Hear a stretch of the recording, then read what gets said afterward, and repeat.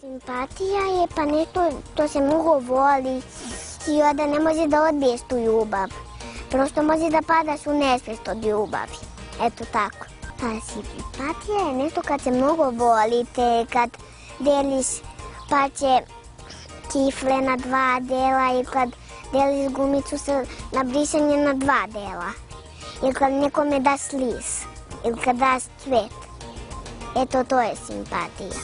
Pa nekad neki ljudi uključe mozak i onda znaju da im je simpatija najbolji drug na svijetu.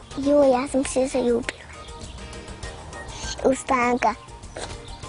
I onda ima plave oči kao ja.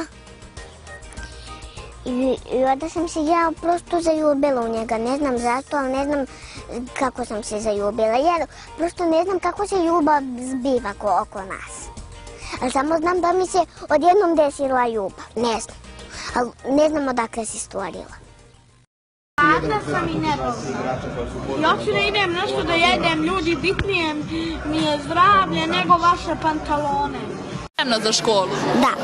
Znaš neku pjesmicu da mi izrecituješ? Pa, ne znam. Bilo koju? Dobro. Prvaci, prvaci, dođite nam svi u našu školu, zabavite se, svi prvaci, svi. Izmislila sam je. Kod koga ti ideš u goste? Kod babe je nekom sijuki, znaš, imam da ti razgovorim, imam ti Janu, to je staza ka baba.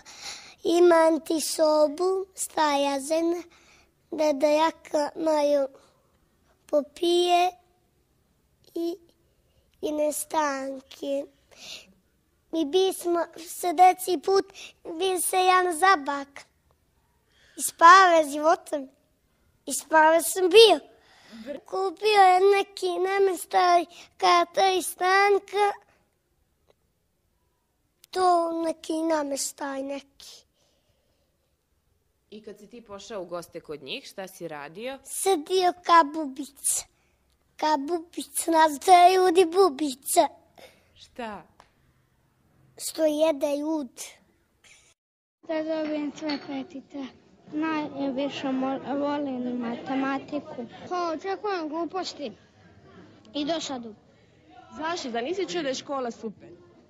Pa nisam bome.